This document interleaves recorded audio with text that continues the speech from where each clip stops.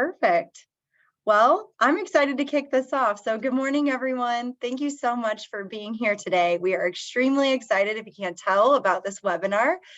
For the first time, we are introducing the shining stars of our program, our Care Navigators, to share more about what benefits and resources employees are appreciative of, which ones they have trouble piecing together, and what they would like to see more of. So a lot of good inside information. This will be teed up as a panel discussion with me prompting our navigators with a few questions. So feel free, ask questions throughout. We really want this to be back and forth dialogue. Don't hesitate to ask a question in the chat or raise your hand and you can come off of mute. As we shared in our emails, we are not going to be discussing full participant stories, company names. We want to protect the privacy of our clients and our participants, but we will share lots and lots of insights. So before we get started, I would like to introduce our panel of presenters this morning. Rachel Steele, we will start with her. Rachel is a social worker with nearly 20 years of experience in child welfare. Wow. Rachel has specialized experience in the areas of adoption and foster care policy development and implementation, and she is passionate about improving the care systems available to support adoptive parents. Linnea Adamson. Linnea has worked in the field of social service for over 15 years. She holds master's degrees in both social work and public health and has taught at the graduate level at the University of Pittsburgh. As her passion for maternal and child health grew throughout her career, she became a certified birth doula and is also a published author. And Linnea is very, very passionate about addressing maternal health disparities. We love that passion that she brings here to BenefitBump and her conversations with her employees, participants. And last but certainly not least, Brittany Trisbiak. Brittany is a master's level licensed social worker and military veteran whose career has focused on connecting individuals and families with the resources to help them succeed. Brittany is also a fitness instructor working with pregnant and postpartum athletes and is inspired by the effectiveness of a holistic care approach for women and growing families. She is also a fervent advocate for couples experiencing infertility. And this trio that we've brought to you today is part of what differentiates BenefitBump from most solutions. Our team is highly qualified, passionate, and relatable. And our care navigators are the quarterbacks of the employee's growing family journey, making sure they're cared for, understand applicable benefits, leave and time off options, because those are oh so confusing, childcare resources, breastfeeding support, the list goes on and on. But I definitely want to get to the discussion. So let's get to it. We're going to go ahead and stop sharing our screen because, again, I want this to be a discussion. So in order to optimize the presentation for you all, feel free to choose the speaker view. So that way that you can see Rachel, Linnea, Brittany, and myself as we're having the discussion. Otherwise, if you want to see everybody's pictures, you can keep it as it is. But I highly encourage the speaker view. And so with that, what do you say? Let's get started. I really want to kind of kick off and highlight our employer clients offer some great benefits and resources. And so we're constantly talking about what's working and what employees are thankful for. Rachel, let's start with you. When you're having conversations with employees and you're guiding them through the journey, what are your employees excited about when you're educating them? Yeah, so Sarah, my participants, employees are very grateful for paid leave, including both maternity leave and parental bonding leave. Growing a family puts a lot of stress on the budget. And so being able to allow yourself time to physically recover from childbirth and bond with your new child without having to stress about the family finances is a really big relief. Also, non-birth parents want to be a supportive partner during that postpartum time. Several of my non-birth participants feel their partner's emotional health was greatly impacted in a positive way by having them around during that postpartum period to help sharing the workload at home, help with the sleepless nights and the meal preparation. So definitely when we talk about leave programs with participants, their reaction is incredibly grateful when informed that their leave will be paid. And is there a certain amount of time, Rachel? I mean, I know we have clients that offer various kind of leave programs. Are you seeing a lot of that gratitude really around like 12 weeks paid? Yeah, Any insight yeah. there? Definitely, depending too on the type of delivery, but vaginal or cesarean, really the minimum would be that 6 or 8. And that's just kind of getting you out of that fog of delivery and getting to know this new little person. So definitely the 12 weeks, that would include that FMLA period of time and beyond. We do work with employers who offer additional time. It's very helpful. That's great. No, thank you for providing Mhm. that insight. I love hearing what employees are grateful for and what kind of moves the needle for them. Linnea, we've talked about in your conversation with employees what they get excited about when you're educating them. So tell us, what do you get positive feedback from? So, my participants love when there are resources in addition to the standard benefits of leave and time off, like having a good employee assistance program, having BenefitBump, having mental health resources and childcare assistance and lactation assistance and things like that. Having those extra benefits where they can tap into while they're expanding their family has been, I know for me, the participants are like, wow, oh, I didn't know that we had that benefit. I didn't know that I could get my breast pump reimbursed, or I didn't know that, I could call my EAP and they can do a child care resource list and give me a list of child care resources or child care places to call. And a lot of times, if you're navigating parenthood, especially for the first time, it can be complex and overwhelming. So having those additional resources, definitely, I see it lowers stress levels and worries, in my opinion, when they have to worry about so many other different things. So having those additional resources is definitely something I feel that employers are doing well. And it sounds like, Linnea, because I know you mentioned breast pump and lactation support and the childcare resources through EAP. It sounds like there's a lot of, oh, for lack of a better word, like lack of knowledge of what really is available to them. And so maybe some relief, not to put words in your mouth, but is there some relief as you're going through kind of their different options, their different supports and resources, and just that light bulb going off? Yeah, there is. And, sometimes, well, I would say a lot of times, if you are not expanding your family, you don't have to know about these additional resources that your employer provides. And so if you are a first time parent, now this whole other world opens up to you, and a lot of times you don't know unless you talk to other coworkers and things like that. You really don't know, and so we a lot of times walk them through the benefits that employers provide that they just don't really know about, the breadth and the depth of how much there is provided to them as an employee. No, I love that. Definitely a lot of confusion. And I love that we're helping alleviate that. Brittany, I want to come to you. So specifically with regard to benefits and resources and what employers should offer, where we're getting, again, that positive feedback, what are you seeing from your participants, the employees that you're helping? When do they get excited as you're doing that education that their employer provides X? What is it? I've talked to a lot of people recently that are really excited to have any kind of infertility benefit. Mhm. What's hard to understand before you've been through it, or, generally people are going through it for the first time, is just all the different facets of how stressful it can be.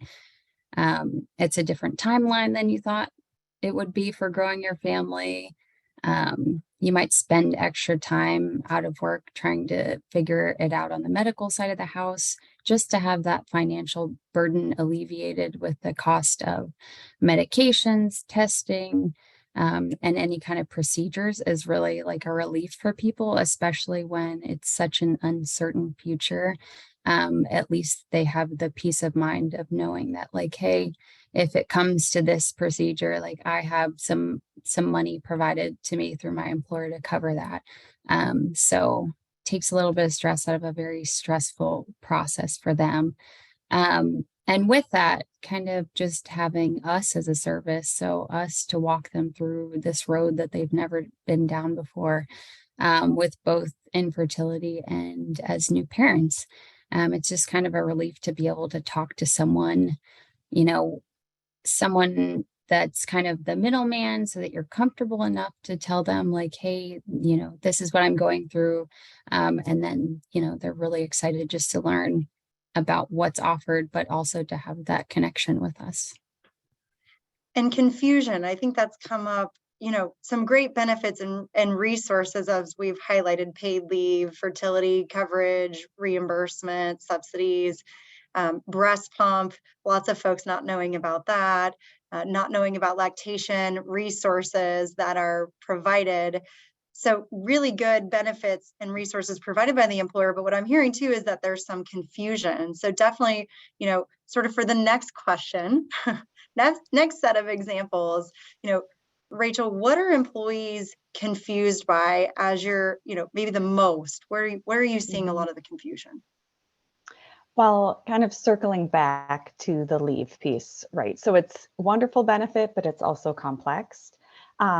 Navigating the leave process, it can be very confusing, especially when you may live in a state where there are state leave programs involved. My participants have had difficulty working with the leave vendor, especially when pregnancy complications might arise, or they need to extend their short-term disability or adjust their leave structure in any way. I've had video calls with participants where we will share screens, sit down, and kind of navigate that process of applying for leave or adjusting a leave claim together. That's been very helpful. And in addition to just the logistics of applying for leave, while an employer may offer paid leave programs, many times managers or supervisors send conflicting messages and perhaps discourage their employees from taking the full amount of allowable leave, especially in the case of non-birth parents. So there's just some confusion around this leave is available to me, but if I take it, will it have a negative impact on my career? And there, Rachel, no, I appreciate you bringing that to light. And on the manager piece, do you think, right, some sort of conversation with managers or a manager training module would move the needle to help when they have, you know, an employee that's growing their families? Absolutely. Yes. I mean, it helps with retention. It helps, you know, with the return to work, you know, that experience for parents. So absolutely, manager training, I would say, is an important piece of helping alleviate some of the confusion around the leave piece.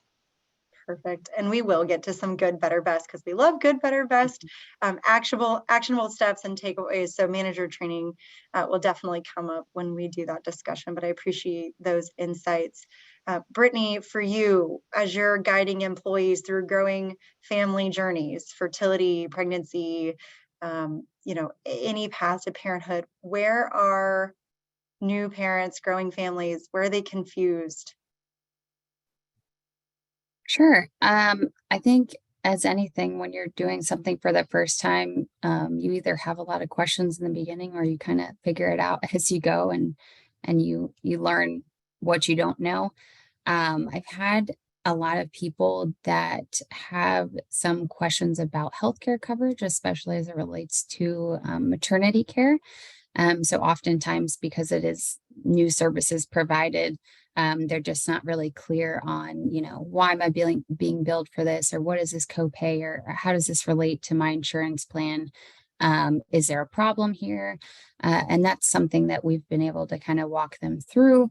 If they ask me these questions, if I don't have an immediate answer for them, you know, we always have our team of benefits experts that we can rely on to kind of help them and clarify what's going on, and whether or not they might need to ask more questions of their insurance provider or their medical provider, or whether or not, you know, this is kind of standard and we explain it to them as it relates to their medical plan. So I think that's kind of nice to have that service. It just provides some clarity, and that way they're not kind of just left wondering, you know, what's going on here. Yeah, I mean, I think it's can be financially burdensome for a lot of people when they're growing their family. So to be able to help them understand, you know, those medical bills, out-of-pocket costs, things like that, definitely. Thank you for helping guide them through that. I can understand there'd be a lot of confusion around leave and time off, Rachel, and a lot of confusion around healthcare costs and bills. Linnea, anything else that you would like to add for your participants where there's a lot of confusion that maybe we haven't touched on already? Yes. I kind of want to piggyback on both Brittany and Yeah. what Brittany and Rachel said, specifically when it comes to the confusion with navigating benefits and time off. And so there's sometimes confusion with, you know, you might have 3-4 different providers that are over different things like leave, time off, benefits. And so sometimes walking through, like, this is who you call for this. This is who you contact for this, and this is when you contact. So the who, what, when can be very confusing. And so laying that out kind of like in a bullet point, like, this is what you do first, this is what you do now, this is who you contact. I think both for leave and for coverage, to kind of be clear on who do I even contact to find out what is what. That game plan, coming up with that game plan, those step-by-steps, so that folks know, yeah, what to do and when to do it. Definitely helpful. As I could see, that could be very confusing in the benefits landscape, the leave landscape, policy landscape, how to put it all together. So I could see that being definitely a sticking point for employees as they're navigating the journey. Thank you for helping them through that. So let's think about what else employees need. We've talked about leave, we talked about fertility, breast pumps are confusing, breastfeeding is confusing. What, I guess, outside of maybe traditional benefits or that core benefit package, what are you hearing from employees? What else do they need? What's coming up a lot for your employees and your participants? Childcare. Yeah. You know, childcare is a beast of a thing to deal with. I feel like across the board. And so employers are kind of just, I can imagine that employees are kind of scratching their head on how they can assist their employees in helping them find childcare, afford childcare. The availability and the affordability are the big things. A lot of times childcare that is affordable is not accessible because there are wait lists that are up to 12 months and longer. And so you can imagine, you know, having to find out that you're pregnant and then hopping on a childcare wait list. It's crazy, but that's the reality of the situation in some areas. And then childcare that is accessible is not often affordable. And so any time that there's a way for employers to help, even if it's in different ways that you might not have thought of, such as being flexible, such as Brittany brought up, like when, you know, the child is sick, you can't take them to childcare. So offering some flexibility to staff to be able to work from home, to have the flexibility to work remotely, you know, just being flexible is a really big thing for employees. And then with childcare resources, just some type of you know, additional support, such as, you know, like I said before, with the childcare resource list of childcare facilities in the area. But also I've had to get on the phone myself and call, you know, for I had a participant who was going back to work sooner than she realized, was also not from America, so didn't know how our childcare system worked and didn't realize there was such a wait list. And so I've actually gotten on the phone, called childcare facilities in her area, and found out the cost and the wait list for her. And so anything that can alleviate that stress in any way is definitely a benefit. And, sometimes a big struggle for parents who are like, do I work or do I take care of my child? And because of the affordability and the cost of childcare these days, that is a decision that parents have to make now, unfortunately. Yeah, so what I'm here, and I totally agree. And so it does not surprise me at all that employees are struggling with childcare. I do think that pain point for employees is becoming more and more prevalent and talked about, lots of awareness being raised. So I appreciate you bringing that up. Sounds like subsidies, expanding places folks can get the care, an urban center, a care.com, rural resources, because I know we have clients in rural areas, again, where those daycare centers either aren't there or extremely backed up. So lots of different ways to kind of slice and dice childcare. But definitely, it sounds like, Linnea, a really big pain point for the employees that we serve. Brittany, anything that you want to add? I know you and I have chatted offline where childcare is also a pain point for your participants. Anything else you want to add here? Yeah, just kind of what Linnea said. It's been helpful, I think, for the employees where their employer has the ability and grants some flexibility. Like she was saying, if your kid is sick, sometimes I've seen it to where they really appreciate when that paid time off, the leave after giving birth, can be taken in certain increments, because sometimes they're trying to stack their leave with their spouse's leave or their partner's leave in order to make it stretch until when childcare is available. So just kind of keeping in mind those flexible policies so that people can still work and also have families.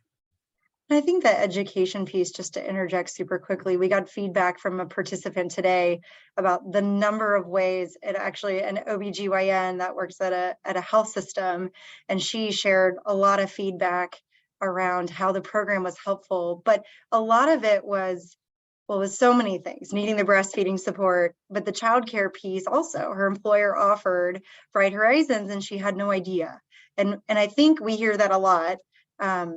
Linnea, Brittany, and Rachel, that there are, we know, because we know the employer's benefits and resources. And so it's just, again, getting the word out about that childcare subsidy or about that childcare backup care provider like a Bright Horizons, or about that breastfeeding resource, the breast pump, things like that. So that was really neat for us to see that come across our desk this morning, with just kind of, again, bringing it all together, but a lot of education that's needed, especially in the childcare area. Linnea, like you said, where it's so dire and it's so important for that return to work, for an employee to be able to continue working. Childcare is absolutely key and core. And Rachel, I don't want to skip you. I'm excited for the next question, but anything else that you want to add as well? Well, I mean, just echoing really Linnea and Brittany, but even when our participants have secured childcare, still just that work-family balance is difficult. Maintaining the status at work as being a significant contributor while also being present for your family, helping with school pickups and drop-offs, extracurricular activities, taking your kids to the doctor, that flexibility is really key, but we do really focus on the emotional health of our participants. Mm-hmm. So connecting them if they are struggling with that work-life balance and, balancing their career, connecting them with resources, whether it's short-term counseling, long-term counseling, to help develop the ability to set those boundaries that they might need. A lot of times we think some of these conversations an employee might be able to have with their supervisor or an HR partner might seem easy for them. And it's really they're sensitive topics, and it causes a lot of stress. And so having us to be able to talk through potential scenarios, how to advocate for themselves, give them a sense of control, and then connecting them to additional resources and support to help maintain that balance is important. I'm glad you brought up mental health, Rachel, because it is at the core of what we do. I mean, you all have such impressive mental health backgrounds. And so I don't know if there's a question on this because I'm going a little off script, but definitely appreciate you bringing that to light. And Brittany, I was thinking about it when you were talking about the infertility journey, right? Not knowing the different fertility processes and resources that are available, financial subsidies, all of that. But I was thinking, man, that not only sounds logistically complicated, but fertility can be such a trying time and a trying process. So how great for you all to bring those mental health backgrounds to the forefront, to be able to help participants in a mental health forward way. You know, Brittany, I was going to bring up next question is that, and maybe this will kind of lead into the next question. So feel free to expand on the mental health side, but, you know, not all paths to parenthood are smooth. Not all paths to parenthood are the same. Pregnancy, adoption, fertility struggles, surrogacy, very differentiated. So Brittany, as you've been helping participants in those non-smooth, non-traditional ways, do you want to shed some light on, you know, a participant story or examples of that, and maybe, you know, mental health helping along the way as well for those? Sure. Well, you know, I'm probably going to just talk more about infertility. And it's from my own personal experience that I decided to kind of get more certifications and learn more about it professionally. And that's really allowed me to help, you know, validate people when they're scared, when they're stressed out.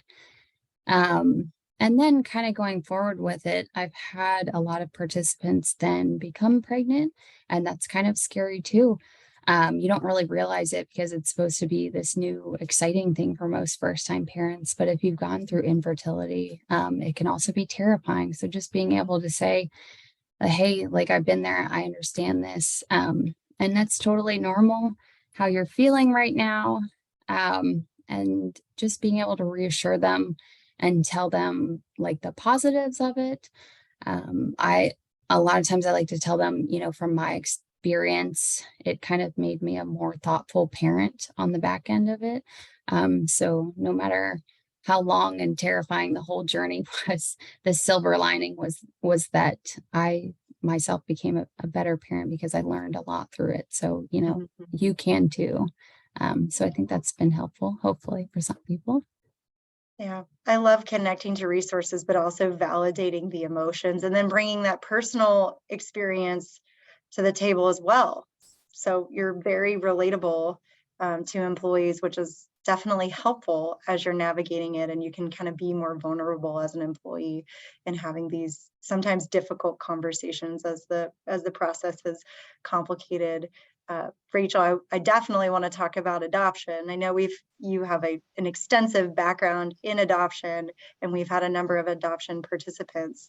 Do you want to share a journey or a way where we've really dug into that, again, sort of non-traditional path to parenthood? Yes, absolutely. Adoption is stressful in the best of circumstances. It's a very complex process, like you mentioned, Sarah. It's especially difficult if you are single or maybe a member of the LGBTQ community. I'm working right now with a single male participant who's wanting to adopt an infant. Had no idea where to start in terms of adoption.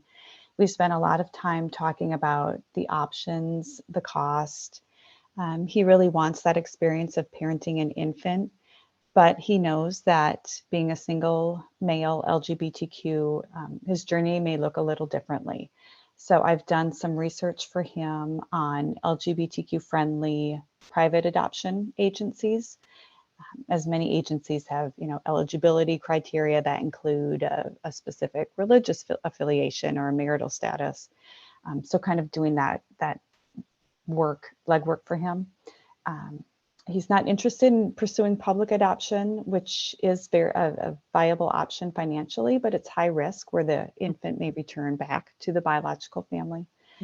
So we're helping him, researching potential financial assistance opportunities, but it's really expensive. Private adoption costs range on the low end from $20,000 to $45,000 and more. So, all paths to parenthood need that support. The single parents, they have one income versus two. So adoption reimbursement benefits are very, very helpful and beneficial for families. And it makes that financial impact, makes it financially viable and an option for single parents pursuing growing their family. I love that you said he just didn't know where to start. And so having somebody to help you figure out the process, because even as you're explaining it on this call, I'm going, wow, it's incredibly complicated. And then also from the employer side, as maybe some of the employers on the call today offer a subsidy, offering that subsidy, as you mentioned, it's extremely financially expensive and burdensome as well. So, well, thank you for helping our participants and bringing that story to light. Linnea, what about you? I know, we had at our retreat, we had a retreat for bringing all of our BenefitBump employees from around the country together here in St. Louis. And during the retreat, we talked about, I think, a particularly stressful story. So I don't know if you want to share that one, Linnea, but any stories where, and maybe we'll have you share and then get to Susan's question. Thank you for posting the question, Susan. We'll get to that in just 1 second. Any stories you'd like to share about maybe a not smooth path, a bumpy path, complicated path to parenthood? Sure. I think that the value in me and my coworkers is that we're not afraid to tap into not only our professional experience, but our personal experience. So in my case, I've had participants that have experienced pregnancy loss. And so, I'm able to tap into my personal experience with pregnancy loss. And then also just frankly, as a Black single woman and tapping into that, as far as a lot of people don't know the disparities in infant mortality and maternal mortality. But that is something that comes up when we talk about families, people expanding their families. And so, as a Black woman, that's something that I have to think about. Am I going to lose my baby in childbirth and delivery? Am I going to be able to go back to work after the traumatic experience of my labor and delivery? And so having the policies, I can't stress enough about the importance of flexibility in these policies, as far as, going through childbirth and delivering a child is not a skip in the park. Going through infertility, and getting shots and going through all these hormonal shifts is not a walk in the park. Going through trying to adopt a child or going through any of these processes is rife with stress, anxiety, and sometimes can tap into mental health issues such as trauma and depression and things like that. And so having policies that are flexible and that take those things into account and that care about the employee of they want to come back to work, but how do I help them come back to work after these stressful, anxious, traumatic experiences where they might have almost lost their life in childbirth, where they were 37 weeks pregnant and they lost their baby. How does that person come back to work in a place that reminds them of when they were pregnant? And so taking those things into account where, I had a specific participant that experienced a loss at 37 weeks pregnant, and she experienced that loss in her workplace. So walking through that with her to say, okay, is there any way that your employer can transition you to another department to keep you employed, to have you come back to work, but to not have you in that traumatic, triggering environment. And so having environments of flexibility and understanding, I cannot stress that enough, from the top down to the bottom. So And I'm for hearing, management Lynette, one. no, I definitely appreciate that example. And I'm hearing empathy, trying to work with somebody, having somebody to talk to and share that traumatic experience, having those mental health resources, and just somebody to guide them through, because right, what a complex and sad story for that employee, and helping them get everything that they need so that they can be more productive. Because at the end of the day, folks, I think, want to work, want to make money, want to be productive, but need help kind of getting through a time like that. So thank you for sharing that. I definitely want to also get to Susan's question. So Susan says, how did you identify, Rachel, I think this is for you, the agencies that are LGBTQIA+ friendly? Yes, so at BenefitBump, we have a pre-screen network of adoption agencies, and we have sent out a survey specifically asking the eligibility criteria of agencies and the prospective adoptive families that they work with. So we do have agencies in all states, but in addition to that, just going in, finding out where an employee or a participant lives. I'm able to just go into that area and pull up the licensed adoption agencies in that community. And then it's pretty clear, just even, through the website, the messaging, the eligibility that they require. Whether that is single, married. And then there are definitely some adoption agencies that are very inclusive and market that. So being able to just do that research for a participant, and it just starts out that experience on a positive note versus being denied, not able to work with an agency because of, different eligibility criteria. Thank you, Rachel. Definitely important for somebody to feel valued and included, and what a way, again, being offered through their employer supportive service, so that they feel like their path to parenthood is respected and that they're getting what they need. I appreciate your insights. So thank you to Rachel, Brittany, Linnea. Want to wrap up with good, better, best, because we love that here at BenefitBump. So April, if you'll go ahead and pull up that slide. In prior webinars, we've talked about good, better, best from like a benefits and policies, employee supports perspective. And you've heard in the discussion today from Rachel, Linnea, and Brittany, a few of those suggestions about what employees need and kind of what they wish that they had additionally in those areas. But to ensure we give you something new and actionable, we'd like to serve up some good, better, best ways to communicate with your employees to ensure they're getting the maximum support from your benefits program. So I'm really focusing on communication strategies. And on the left side, starting with good, because we like to start, baby steps along the way, making sure we're listing all relevant benefits and supports in a benefits guide. Love creating special call outs for benefits designed for growing families, maternity leave, fertility benefits, parental bonding leave, if there's a child care benefit. Again, just so that employee that's growing their family, it clicks or it resonates with them as they're seeing those open enrollment guides or seeing those benefit guides from their employer. And then lastly, on the good side is ensuring that your benefit service center or leave team can help employees navigate leaves and state leaves. Rachel, as you mentioned, leave is very complex. And I think sometimes for some of our clients, they are still trying to figure out how they want their internal leave programs to work. And it's confusing. States are adopting, state leave policies and programs pretty frequently these days. So just making sure, from an internal perspective, everybody's on the same page with how the leaves work, how programs stack or interact with each other. And then at BenefitBump, that's something that we make sure to really dive deep into, because lots and lots of employees have questions and are confused about it.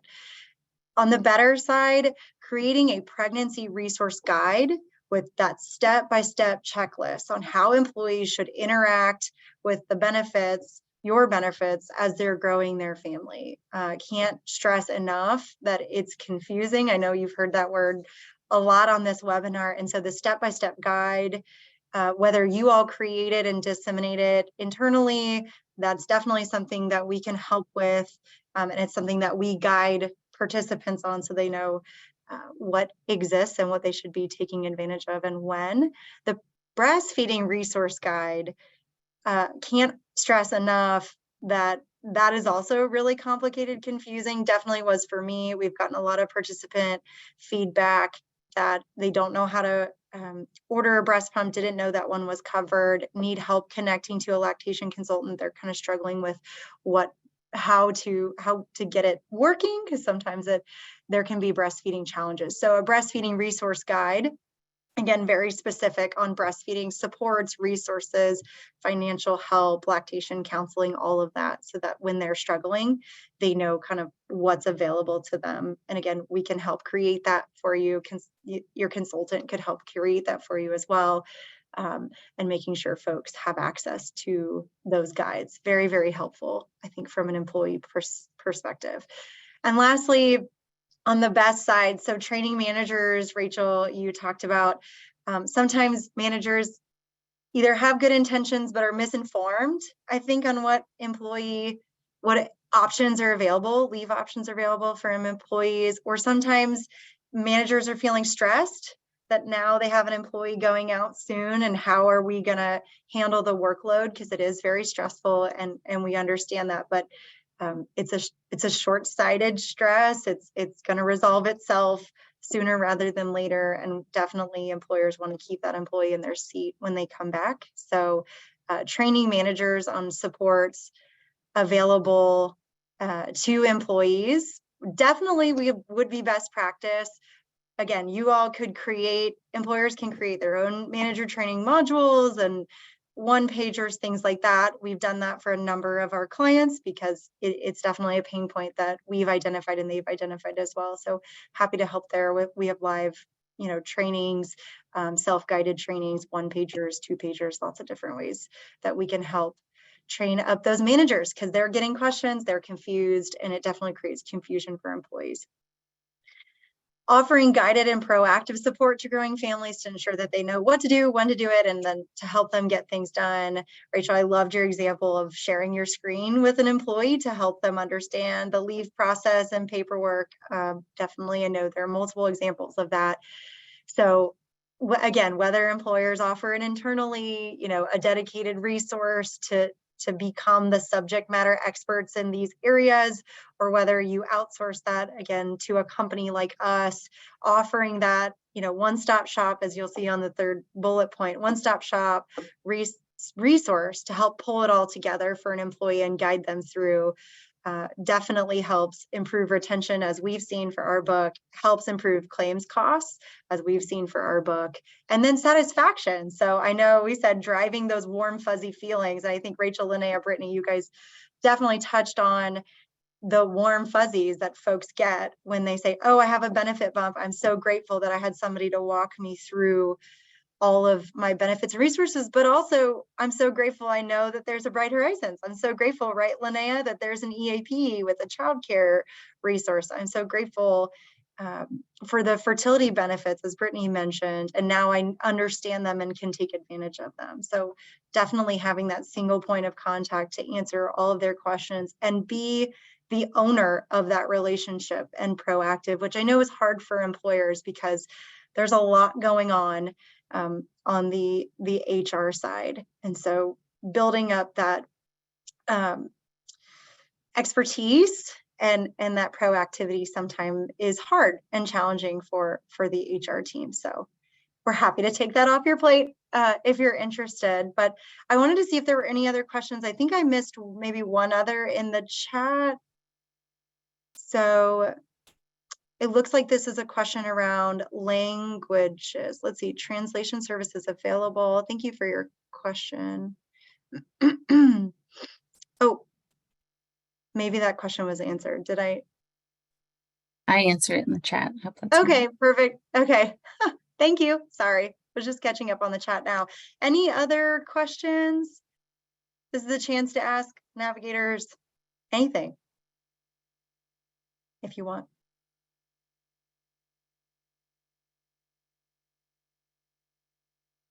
Well, you know where to find them. You can definitely go through me to chat with Rachel, Brittany, or Linnea. And I just wanted to thank you again, Rachel, Brittany, Linnea, for joining us today, for sharing some participant stories, again, modified slightly, but very, very helpful. I think Scott posted on LinkedIn that sometimes it's really hard to get at what exactly employees need and what they're grateful for. And there are so many different vendors and policies and programs and resources that an employer can put into place. So it's nice to have that direct employee feedback so employers can be more educated and put some strategies in place around it. So thank you so much for joining us today. Thank you to my colleagues. I very much enjoyed the discussion. It was great to see everybody on the call. Have a great rest of your day and feel free. We'll send out some key takeaways and the recording so that you all have access to it, and happy to answer any other questions offline. But thank you so much. It was good seeing everybody, good seeing you all on the call. Hey, Katie. Hi, Angelica. Bye, Kim. Bye, Paula. Bye, Anna. Bye. Thank you. Have a good day. Bye, You too. guys. Bye. And then April, can you